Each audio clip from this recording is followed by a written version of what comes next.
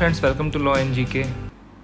So friends, on this channel we discuss the contents of law and previous year papers of judicial services and other legal exams.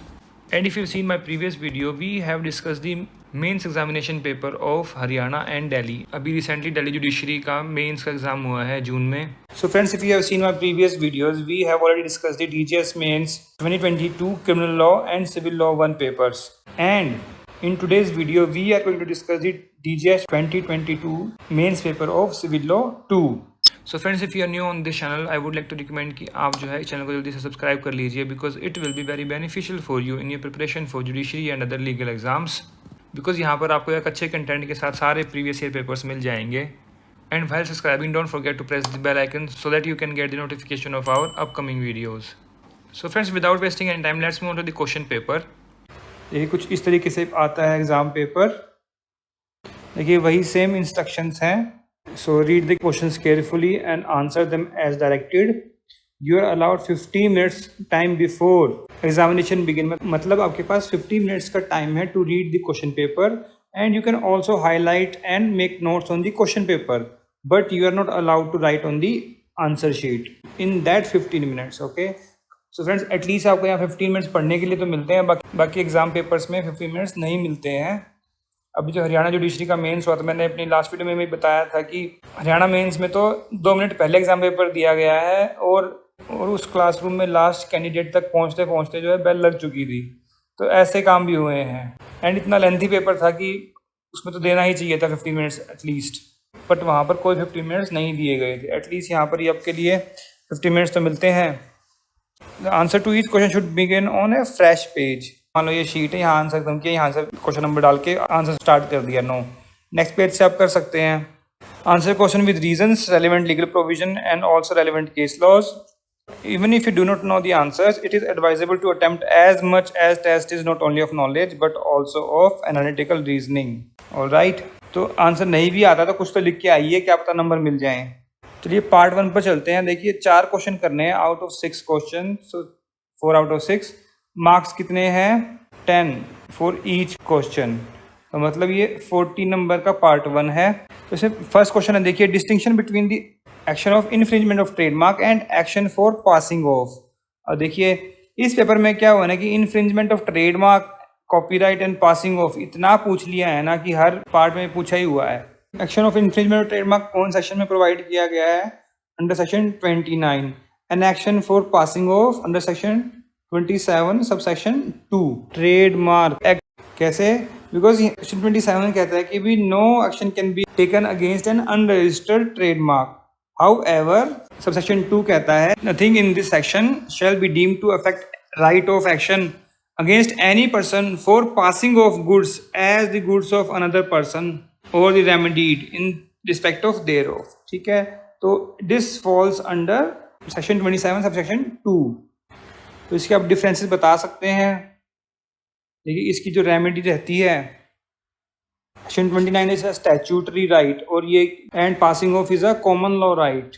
Okay, जो कि statute में specifically mention नहीं किया गया है. अब infringement of trademark में सिर्फ आपको इन्फ्रिंजमेंट ही बताना कि भाई हाँ that person has infringe my trademark and use my trademark for his own business. ठीक है, और यहाँ पर इसका मतलब क्या है कि burden of proof is light. However in passing off you have to prove, in addition to prove the infringement, you have also required to prove that you own that trademark and the other person has used your trademark in prejudice to your interest. तो वो सब आपको यहाँ पर लिखना है. infringement action में क्या रहता है? The issue is whether the defendant is using a mark which is the same or is a colorable imitation. Deception यहाँ पर जरूरी नहीं होती. Deception is not required. However in passing off deception is required.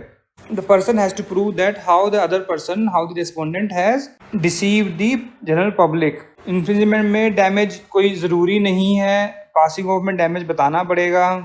इसमें infringement में आपको injunctions मिल जाती हैं. ठीक है, और पासिंग ऑफ में क्या रहता है? not only prevented but also stopped for using the mark in such a way as to pass off his goods. ठीक है, तो ये कुछ मैंने बता दिए हैं. और आप क्या लिख के आ सकते हैं इस क्वेश्चन में, वो आप जो कमेंट सेक्शन में जाकर जरूर बताइए हमको. और कोई अगर आपको इस पे केस लॉज पता है तो वो भी लिख दीजिए. Next question number 2, the concept of res judicata and estoppel. अब देखिए कितना आसान क्वेश्चन है, बट ये कितने मार्क्स का लिखना है, 10 नंबर में लिखना है। अब कई लोग क्या करेंगे, रेस जुडिकाटा को ये ना 3-4 पेज का लिखाएंगे और आधा घंटा उसमें खराब कर देंगे, फिर एस्टोपल लिखेंगे। That you should not do. आपने इसको प्रिसाइजली लिखना है कि उसके जो इंग्रेडिएंट्स हैं, पहले आप रेस जुडिकाटा कब अप्लाई होता है, section 11 of CPC provides for that. Estoppel का सीपीसी में कोई प्रोविजन नहीं है, but it is based on rule of equity and section 115 of Indian evidence act provides for that. ठीक है, तो वो अब आरजे के इंग्रेडिएंट्स क्या हो गए भाई, सेम सब्जेक्ट मैटर होना चाहिए, हार्ड एंड फाइनली डिसाइडेड होना चाहिए। ठीक है, एस्टोपल में ऐसा नहीं है, तो वो सब चीज़ें आप जो है लिख सकते हैं यहाँ पर। और कुछ केसेस लिख दीजिए एस्टोपल के एंड रेस जुडिकाटा के। एक केस इसमें आप देख सकते हैं आरजे एंड एस्टोपल पर, भानु कुमार वर्सेस अर्चना कुमार, 2005 की जजमेंट है सुप्रीम कोर्ट की। इससे भी आपको थोड़ा सा आइडिया मिल जाएगा, ये आप देख सकते हैं। बाकी आप शेयर कीजिए अपनी नॉलेज को, कमेंट सेक्शन में जाकर जरूर लिखिए। नेक्स्ट है 3, what is the effect of non registration of a document which requires compulsory registration under the registration act 1908 and its effect implication on the continuity of proceedings before the court and tribunals। देखिए section 49 कहता है कि अगर आपने कोई document compulsory required है registration पे और आपने रजिस्ट्रेशन नहीं करवाया है, तो वो जो है एविडेंस में नहीं लिया जाएगा। और उसका इफेक्ट क्या होगा, जब उसको हम मानेंगे नहीं, कोर्ट उस पर रिलाई नहीं करेगा। बट क्या आप उसको एज अ कोलेट्रल पर्पस के लिए यूज कर सकते हैं? यस, कर सकते हैं, फॉर कोलेट्रल पर्पस। अब व्हाट इज कोलेट्रल पर्पस? अब मान लीजिए कि एक पर्सन कहता है कि ए ने बी को प्रॉपर्टी बेची है, डॉक्यूमेंट एग्जीक्यूट तो कर लिया बट उसको रजिस्टर नहीं करवाया, तो क्या कोर्ट उसको एविडेंस मिलेगा? No. However, this shows that there was an agreement between A and B, because agreement to sale is not required to be registered, so the court can take as a collateral purpose that there was an oral agreement for sale between A and B, so this is called collateral purpose। ठीक है, तो यहाँ पर आप section 49 के बारे में बता सकते हैं, कोई केसेस हो वो बता सकते हैं। कमेंट सेक्शन में लिखिए cases. I will also right the cases in the comment section, but I want कि आप जो है थोड़ा सा इन्वॉल्वमेंट लें और जो है कमेंट सेक्शन में जाकर जरूर लिखिए। Next question number 4, section 52 of copyright act 1957 provides for certain exceptions to the infringement of copyright, and the said provisions allow limited use of copyright work without the permission of the copyright holder। What are the acts which are not to be treated as infringement of copyright? और देखिए section 52 में ना बहुत सारे acts लिखे हुए हैं जहाँ पर कि फेयर यूज अगर आप कर रहे हैं किसी कॉपीराइट का, that is allowed without the permission of the copyright holder. ठीक है, लेकिन अब वो बहुत सारे लिखे हुए हैं, there are 32 provisions mention there, तो आप उनको ब्रीफली लिख सकते हैं पॉइंट्स को। अब बेसिकली ये नहीं करना है कि आपने जो सेक्शन 52 उठा के डायरेक्ट से पूरा का पूरा टेप दिया, उसके बारे में you have to write in your own language, because that will show your understanding, otherwise it will show that you have copied from the bare act the high court has provided to you in the exam paper। तो आप इसमें cases देख सकते हैं, इसमें कई सारे cases हैं जहाँ पर आपको थोड़ा सा कंटेंट मिल जाएगा इसके बारे में। एक है super cassettes versus Chintamani Rao, 2011 की जजमेंट है दिल्ली हाई कोर्ट की। फिर है gramophone company limited versus super cassettes, 2010 की जजमेंट है। फिर एक और है ग्रामोफोन की judgement, gramophone versus Virendra Bahadur, 1984 Supreme court.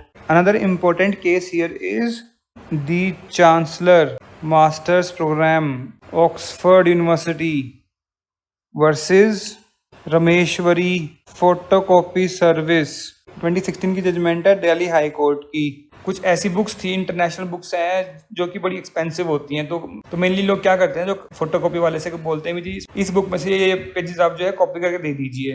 अब वो फोटोकॉपी वाला क्या करता है, वो दे देता पेजेस को फोटोकॉपी करके। अब उसने क्या स्टार्ट किया कि भाई सब बच्चे आ ही रहे हैं तो पूरी बुक की फोटोकॉपी देने लग गया हो, मतलब बुक की आप फोटोकॉपी दे दीजिए, that would B cheaper than the original book जो कि बड़ी एक्सपेंसिव है। तो ये केस उस पर है, तो आप ये देख सकते हैं, तो आप इन केसेस को देख सकते हैं। यहाँ पर आपको सेक्शन 52 पर बहुत सारा कंटेंट मिल जाएगा। I hope this will help you. अगर आपको और कोई केसेस पता हों और how you want to write your answer, then you can just go in the comment section and write over there. We always appreciate you for sharing your knowledge on our channel. All right, next is 5. Discuss the principle and scope of primary and secondary evidence. Give 2 examples of each. अब देखिए ये तो कितना आसान question है. Section 62 64 लिखना है primary में, 63 65 लिखना है सेकेंडरी में. वो बताना भाई व्हाट इज़ द प्रिंसिपल, कि भाई सबसे पहले प्रिंसिपल तो यही है कि हम प्राइमरी देंगे, प्राइमरी अगर नहीं अवेलेबल है तो हम सेकेंडरी देंगे.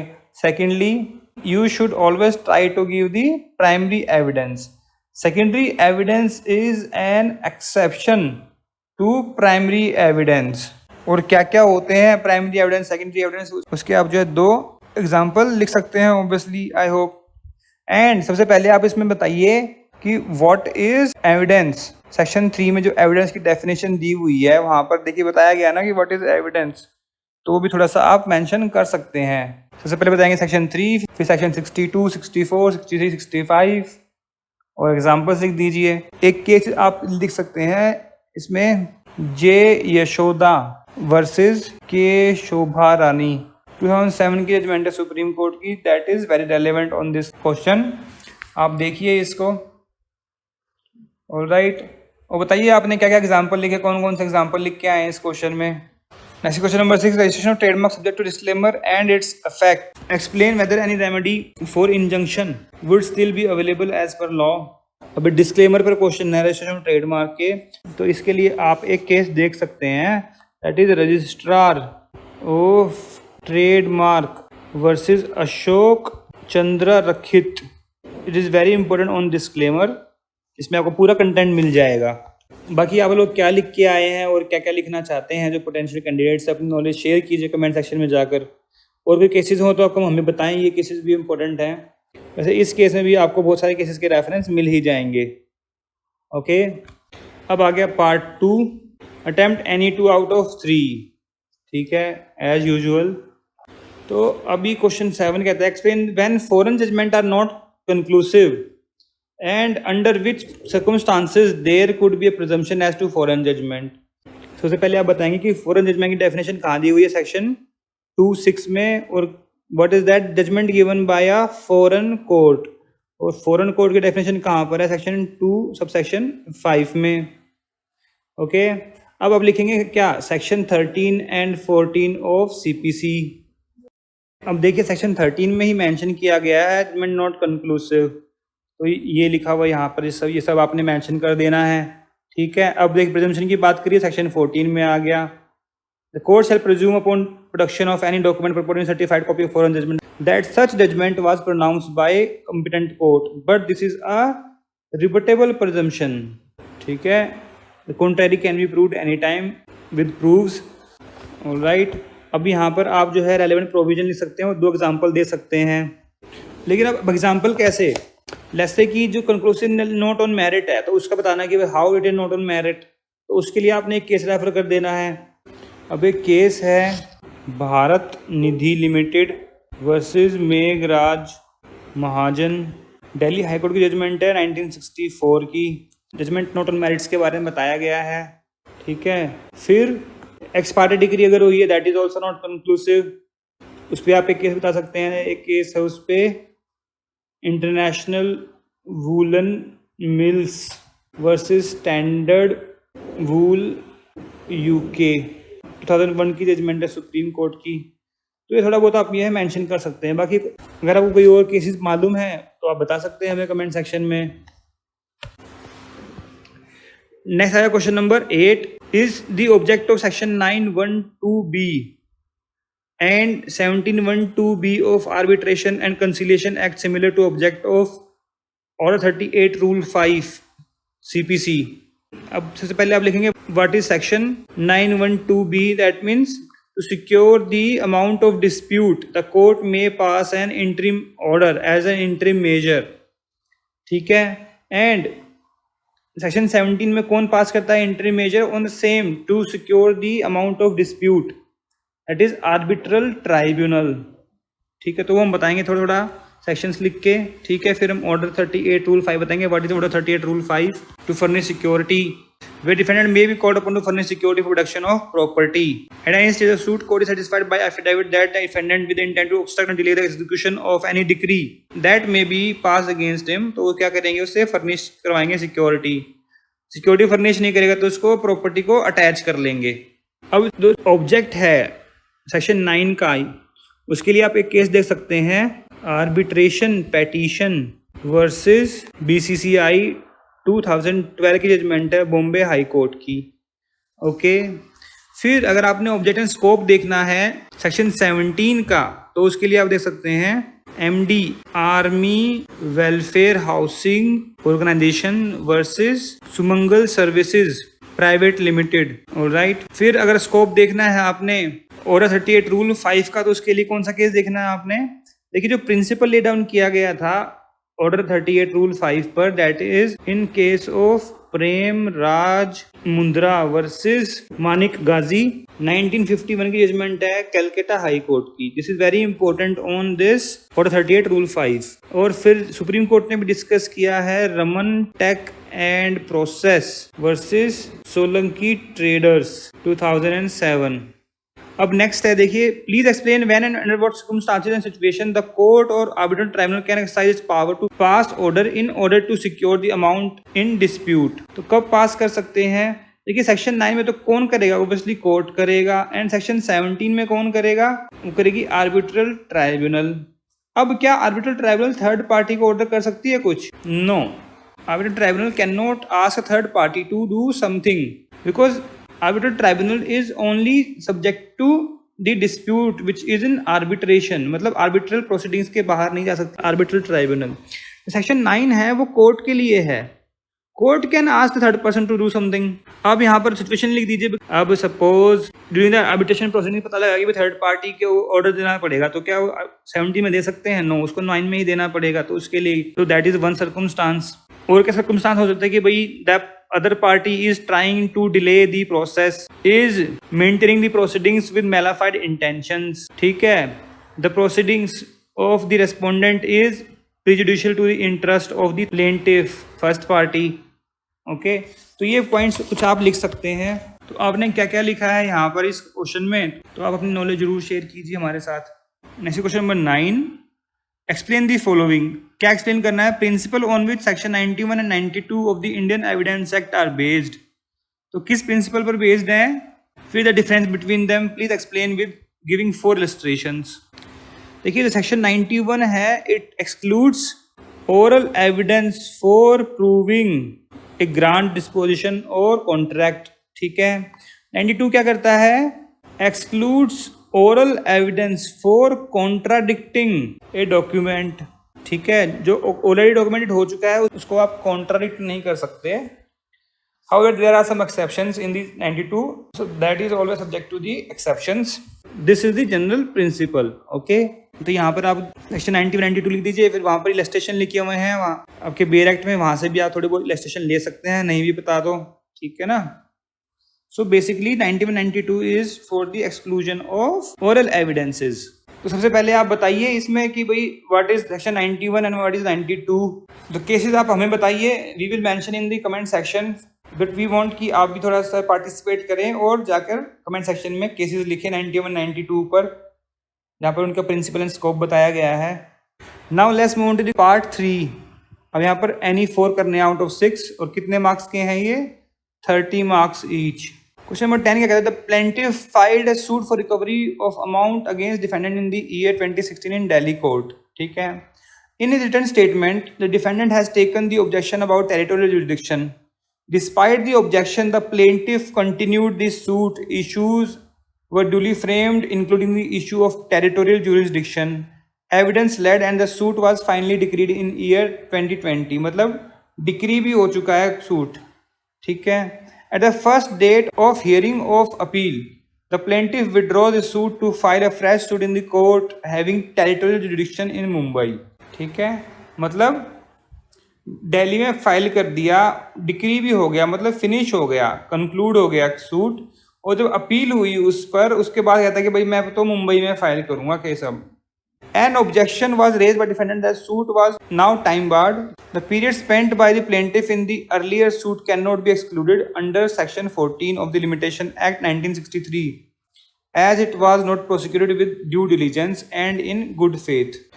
Please discuss the law and give reasons as to whether the period spent in the earlier suit can be excluded under Section 14(3) of Limitation Act, or is it discretion of the court to exclude और not to exclude this side period.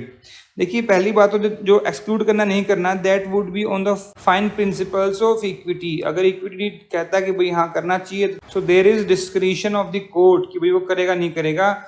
करेगा तो किस पे करेगा? On sufficient cause, भाई what led you to file the suit in wrong jurisdiction. ठीक है, तो इसमें सबसे पहले हम बताएंगे कि व्हाट इज सेक्शन 14, सेक्शन 14 क्या कहता है और व्हाट इज सेक्शन 14 का 3। सबसे पहले तो यही मेंशन करना है हमें। तो 14 क्या कहता है? Provide exclusion of time taken in bona fide prosecution when the person is prosecuting in the court without jurisdiction. तो इसके इंग्रेडिएंट्स क्या क्या होंगे? पहले तो आप वो लिख, what is the ingredients for application of section 14। क्या क्या चाहिए? पहली बात, the party seeking the benefit must satisfy the court that the party was prosecuting in civil proceedings with due diligence.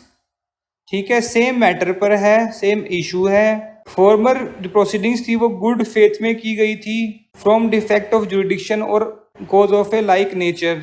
इसके लिए आप केस देख सकते हैं, Zafar Khan versus state of UP, 1985 की जजमेंट है सुप्रीम कोर्ट की। तो वहाँ पर ये बताया गया है सारा, what are the key ingredients, what is the general principle behind section 14, वो भी मेंशन कर देंगे कि principle of section 14 benefit lies upon the fact that court which has no jurisdiction to entertain the suit cannot pass any order in suit beyond directing the plaintiff to be presented to the proper court। तो अब यहाँ इस case में देखिए Delhi court में 2016 में file किया, जब वहां पर टेरिटोरियल जुरिडिक्शन की उसने ऑब्जेक्शन ले ली है तो उसको खुद ही देखना चाहिए था कि भाई मैं यहाँ पर टेरिटोरियल जुरिडिक्शन बनता है या नहीं बनता। It shows that he has a mala fide intention, वहां पर उसने गुड फेथ में नहीं किया था। ठीक है, एंड बाद में जो अपील के टाइम पर कहता है कि मैं इसको विड्रॉ कर रहा हूँ सूट को, तो जब डिक्री हो चुका है वो के बाद, this shows that there was no due diligence. ठीक है, तो आई वुड से कि जो रेस्पोंडेंट है that would succeed and the period spend by the plaintiff in the earlier suit can not be excluded under section 14। Alright, अब आगे question number 11। The plaintiff filed a suit of passing of its trademark and for infringement of the copyright. देखिए फिर से passing of आ गया ना। Defendant filed a WS claiming 4-year continuous use of the same mark and copyright within the knowledge of the plaintiff. Defendant pleaded long delay, acquiescence, and estoppel in view of positive knowledge of such use by the plaintiff. Admittedly, the defendant was working with the plaintiff. The defendant was also unable to explain as why he had adopted a similar mark and copyright. Defendant के पास कोई explanation नहीं है कि भाई उसने वही mark क्यों चुना यूज करने के लिए और वही कॉपीराइट क्यों लिया। This show that he has a mala fide intention. First of all, please discuss the law and decide the application for injunction giving the reason as to whether the plaintiff is entitled for injunction or not. अब यहाँ पर आपको क्या बताना है, किसका provision बताना है, ठीक है ना। Please discuss the law and decide the application for injunction. So first of all we would provide what is injunction. Injunction क्या होती है? It is a restrictory relief, restrain. ठीक है, एंड किन किन सिचुएशन में दे सकते हैं? When the balance of convenience is in favour of the plaintiff, plaintiff is not in acquiescence with the plaintiff himself, is not part of the infringement of the rights. तो ingredients of injunction आप यहाँ पर mention कर सकते हैं। Okay, अब बताइए क्या उसको इंजंक्शन मिलेगी या नहीं मिलेगी? आई वुड से कि मिल जाएगी, because delay is not a ground that copyright और अ ट्रेडमार्क कैन बी इन्फ्रिंज्ड। अब मान लीजिए डिले हुई है, इसका मतलब क्या हुआ कि वो जो है उसका ट्रेडमार्क और कॉपीराइट वो यूज करता रहेगा दूसरा बंदा? No.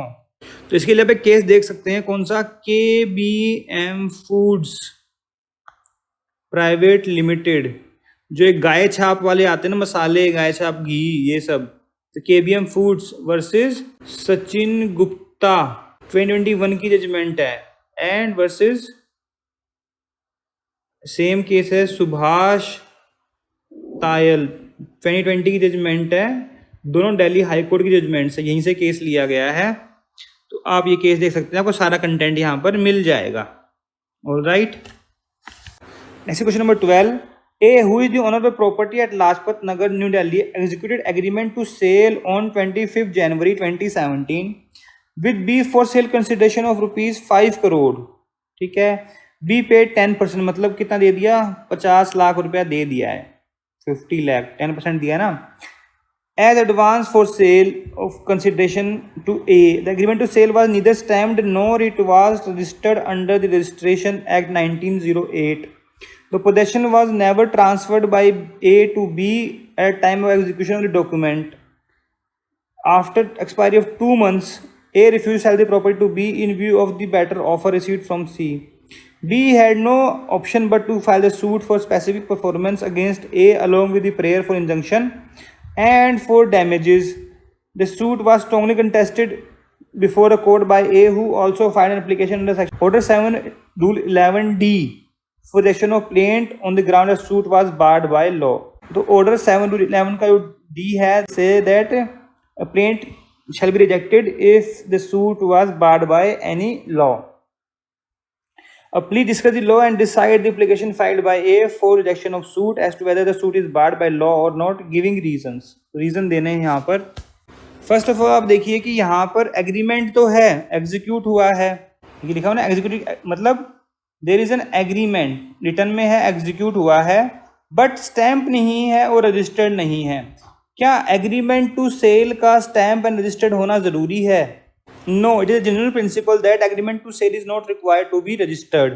Okay, section 54 of TPA provides that an agreement to sale neither creates or extinguish any right or title over the property, so it does not require the registration। okay, and क्या सिर्फ जो registration अगर नहीं हुआ है तो क्या specific performance नहीं मिलेगी? See, even if agreement is not registered it doesn't mean that there was no agreement, and specific performance can be granted over a unregistered agreement to sale. इसके लिए आप केसेस देख सकते हैं कौन कौन से। आर सुरेश बाबू वर्सेस जी राजालिंगम 2016 की जजमेंट है, इलाहाबाद हाई कोर्ट की। ठीक है, फिर आप देख सकते हैं एक सी राम्या वर्सेस सी गनम्बल 2020 की जजमेंट है, ये मद्रास हाई कोर्ट की। फिर आप एक केस देख सकते हैं messrs KB Son and sons versus messrs development consultants limited. ठीक है, this is also a relevant judgement on this point of law. यहाँ से आपको पूरा कंटेंट मिल जाएगा और बाकी केसेस के भी रेफरेंस मिल जाएंगे जहाँ से आप इस क्वेश्चन को आंसर कर सकते हैं easily. Question number 13, the plaintiff filed a suit for infringement of trademark and copyright against defendant in the city civil court Hyderabad, being suit number इतना, and the court dismissed the suit mainly on the ground that there was no infringement. देखिए फिर से आ गया ना, infringement of trademark. ठीक है, अब thereafter second suit number इतना including a fresh prayer for the relief of passing off action was filed। It was alleged in the second suit that the same was being filed on the basis of fresh and recurring cause of action। The defendant had denied any passing off and also alleged the second suit is not maintainable and is barred by Order 2 Rule 2 Sub-Rule 3 of CPC, and the plaintiff denied all averments of the defendant and stated that it is not barred under Order 2 Rule 2 CPC। फिर आप please discuss the law and decide whether the second suit is barred under order 2 rule 2 sub rule 3 और not. ठीक है, पहले ये discuss करना है। First of all also discuss as to whether it was a fresh and recurring cause of action and whether the second suit is maintainable or not। तीन चीजें हमें यहाँ पर डिसाइड करनी है। देखिए, तो फर्स्ट ऑफ ऑल हम बताएंगे what is order 2 and rule 2, what is its object, what is it's scope. फिर एक केस हम जरूर लिखेंगे, गुरबख्श सिंह वर्सेस बुरालाल। ठीक है, ये केस तो अगर ऑर्डर 2 रूल 2 आया तो ये केस तो आपको लिखना ही लिखना है। और कौन सा केस लिखना है आपने यहाँ पर, मोहम्मद खलील खान वर्सेस मोहम्मद अली मियाँ 1940 की जजमेंट है प्रीवी काउंसिल की, very important, on what is cause of action and how to decide whether the cause of action was same in the previous suit और नॉट। एक केस और है देवा राम वर्सेस ईश्वर चंद यहाँ पर भी क्राइटेरिया बताया कि क्या जो अर्लियर कॉज ऑफ एक्शन था वो सेम होगा या नहीं होगा, ये केसेस आप जो है मेंशन कर सकते हैं। अब देखिए, now it is also a general principle that if an action falls under a separate provision of law it will be treated as a separate cause of action. I hope you aware about this. ठीक है, अगर different section में fall कर रहा है तो obviously वो तो कोई एक्शन डिफरेंट रहेगा। Earlier he was asking under the statutory right, that is infringement of trademark. Now he is asking on the passing of, that is a common law remedy. Okay, so I would say that this suit would not be barred under order 2 and rule 2 because the cause of action is not same and the earlier suit was decided, मतलब dismissed mainly on the ground that there was no infringement, मतलब वो decide हुआ है कि वहाँ पर कोई infringement नहीं हुई है।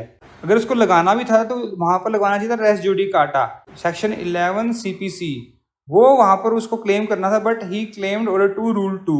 सो there is a difference between order 2 rule 2 and res judicata. So what you think about this question, or what you want to write, or any other case you want to mention here, kindly just write in the comment section. We always appreciate for that. Share your knowledge. Next question number 14. The claimant filed an application under section 31 subsection 6 of the Arbitration and Conciliation Act for passing an interim award on the basis of admission about the completion of work at the site made by the respondent in the statement of defense. The prayer is opposed by the respondent stating that there is no specific admission in the statement of defense. Now the said application has to be decided. Admittedly, as per the scheme of section 31 subsection 6 of Arbitration Act, the court and arbitral tribunal are empowered to pass interim award on the basis of the facts and admission made by the respondent. On the other hand, the provision of order 12 rule 6 CPC require an unequivocal and unconditional and unqualified admission by the concerned party. अब हमें क्या देखना है? In view the decide the application, पहली बात, first of all this thing, then and explain the distinction between scope of 31(6) and order 12 rule 6।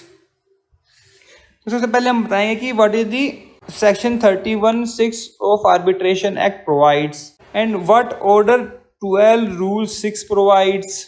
So for scope of section 31(6), you can mention the cases of Indian Farmer Fertilizers Company versus Messrs Bhadra Products, 2018 की judgement है।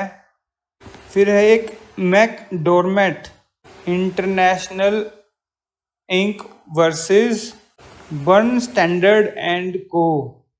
This is also an important judgment on 31(6) of arbitration act. अब order 12 rule 6 के लिए कौन सी judgments हैं? Dinesh Kumar Singhania versus Calcutta stock exchange, 2003 की judgement है कलकत्ता हाई कोर्ट की। फिर है एक Sudesh Madhok versus palm antibiotics, 2010 की जजमेंट है, ये है दिल्ली हाई कोर्ट की। फिर है एक उत्तम Singh Duggal versus union bank of India, 2000, supreme court की जजमेंट है ये। ठीक है, अब डिफरेंसेस क्या क्या हो सकते हैं इसमें, डिस्टिंक्शन बिटवीन पूछी हुई है ना, तो वो कौन से केस में मेंशन किया हुआ है? इतने ज़्यादा डिफरेंसेस नहीं है, but they were briefly mentioned in Gammon India versus Shankar Narayan, 2009 की जजमेंट है मैड्रास हाई कोर्ट की। ओके, तो इसके लिए आप ये जजमेंट्स देख सकते हैं, आपको पूरा कंटेंट मिल जाएगा, इसका आंसर भी मिल जाएगा। So what is 31(6)? 31(6) कहता है कि during the arbitration proceedings arbitral tribunal can pass an interim award on any matter with respect to which it may a final arbitral award. मान लीजिए बहुत सारे इश्यूज बनाए हुए हैं आर्बिट्रल ट्राइब्यूनल ने और एक इशू पर उन्होंने इंटरिम अवार्ड पास कर दिया।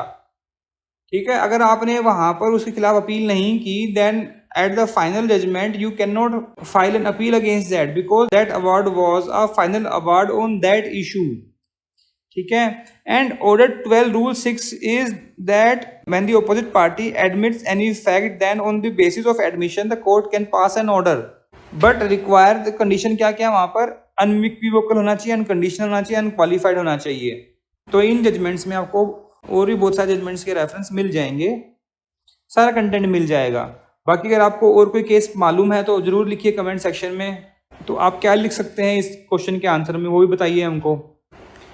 Next and last question number 15। A is a well-known author who had written a Hindi novel. B is a director of Hindi movies. A assigned all rights pertaining to copyright in its novel in favor of B, who intend to make a Hindi movie of the theme of the novel. After completion of movie and before its release in theater, A filed a suit for injunction and compensation against B. The complaint of A was in respect of mutilation and distortion of the theme of the novel. Such details were provided to the court. B denied all allegations. His defense was that there were merely cosmetic changes in the theme of the novel as per usual practice in the film industry. The controversy before the court was the question of the demarcating the boundaries of the rights of the author A despite assignment of the copyright and that of a director of the film B, who had spent huge sum for making the movie. In view of the above fact, decide the application for injunction as to whether B has violated the moral right within the meaning of section 57 of the Copyright Act, whether A is entitled for injunction or not. तो ये हमको बताना है यहाँ पर, ठीक है। Now first of all we will mention कि what is a moral right. क्यों? I will tell you. See there are 3 types of moral rights. पहला कौन सा है? Right of paternity, means right of an author, ठीक है। फिर right of integrity या फिर right of purity. An author has right to prevent distortion or other alteration of work. और तीसरा है right to retraction, that he can withdraw from publication of one work. तो अब आप समझ गए कि why mentioning these are important. However it doesn't mean कि आपको ये लिखना जरूरी है। अगर आपको आता है तो आप लिख दीजिए, नहीं तो कोई बात नहीं, ठीक है। सेक्शन 57 के सब सेक्शन 1 के क्लोज ए में मेंशन किया गया है, court can prohibit any distortion mutilation of authors work, ठीक है। केस कौन सा है इस पर? श्रीमती मन्नू भंडारी वर्सेस कला विकास पिक्चर्स प्राइवेट लिमिटेड, ओके। और एक ऐसा ही सिमिलर केस और है, that is Sohan Singh versus कला विकास। दोनों केस हैं ये 1985 के, सेम केस है, सेम मैटर पर, डिट्टो इसके फैक्ट्स हैं इन दोनों केसेस के, ठीक है। एक केस आप इसमें और देख सकते हैं, Wiley Eastern Limited versus IIM Indian Institute of Management. तो अब आते हैं फैक्ट्स पर। देखिए कभी कभी ऐसा होता है ना कि जो थीम ऑफ द नॉवल है, what is theme of the novel, कि भाई किस सिचुएशन पर ये नॉवल लिखा गया है, क्या मोरल मैसेज है, क्या मैसेज देना चाहते हैं वो सोसाइटी को इस नॉवल के थ्रू, ठीक है।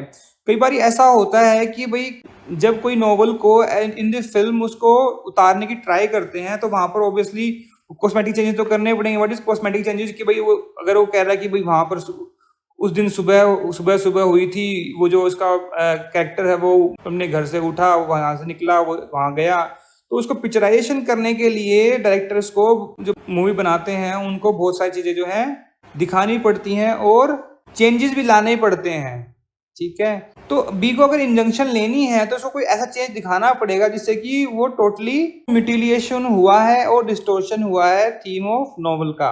तो ये चीज आप देख सकते हैं। देखिए आई वुड से कि जो इसके फैक्ट्स हैं, that are not appropriate to decide the question asked in question number 15, ठीक है। बिकॉज इतने कोई उन्होंने ये कोई फैक्ट्स नहीं बताया कि भाई, सिर्फ उसने ये बताया कि उसका जो म्यूटिलेशन और डिस्टोर्शन पर उसने केस कर दिया। अब रेस्पोंडेंट कहता है कि बस वो मेयरली कॉस्मेटिक चेंजेस हैं, थीम उसका चेंज नहीं हुआ है। सिर्फ 2 पॉइंट दे दिए और हमको कह रहे हैं कि डिसाइड करो भाई आप इंजंक्शन मिलेगी या नहीं मिलेगी। तो इसका मतलब ये जो है सोच रहे हैं कि आपको जो है ये केसेस जो हमने यहाँ पर डिस्कस किए हैं ये आपने पढ़ रखे हैं ऑब्वियसली, तो आप अपने आप से अज्यूम कर लो और उन केसेस के बेस पर इसको आंसर कर दो। तो यहाँ पर हम जो पहले सेक्शन 57 बताएंगे और यहाँ पर फिर अपने डिस्कस कर देंगे इस केस को अपने नॉलेज के बेस पर, ऑलराइट। तो इन केसेस में जो है इंजंक्शन नहीं दी गई थी। आपको क्या लगता है इस क्वेश्चन के बारे में और आप क्या लिखना चाहते हैं? कोई और केस मालूम है अगर आपको तो मैं कमेंट सेक्शन में जाकर जरूर बताइए फ्रेंड्स। सो फ्रेंड्स यहाँ पर हमने DGS 2022 mains examination paper of civil law 2 पूरा डिस्कस कर लिया है। अगर आपको इसमें कोई प्रॉब्लम लगी हो, कोई क्वेरी हो, कोई सजेशंस हो, तो आप जो है कमेंट सेक्शन में जाकर भी लिख सकते हैं। एंड एनीवेज आप जो है कमेंट लिखिए क्वेश्चंस के बारे में, क्वेश्चन नंबर डालिए और कमेंट कीजिए कि what you want to write in such question, और या फिर आपने क्या लिखा है अगर आपने अटैम्प्ट किया है ये वाला क्वेश्चन पेपर तो ठीक है, तो वो सब आप लिख सकते हैं। We always appreciate for that. And अगर आपको वीडियो अच्छा लगा तो उसको ज़रूर लाइक कीजिएगा, शेयर कीजिएगा अपने फ्रेंड्स के साथ। उनको बताएं कि यहाँ पर उनको क्वालिटी डिस्कशन के साथ सारे पेपर जो है डिस्कस मिल जाएंगे। And while subscribing don't forget to press the bell icon so that you can get the notification of our upcoming videos. Next video में हम करेंगे civil law 2 of DGS main 2022। So friends मिलते हैं आपसे next video में। Thanks very much for watching this video.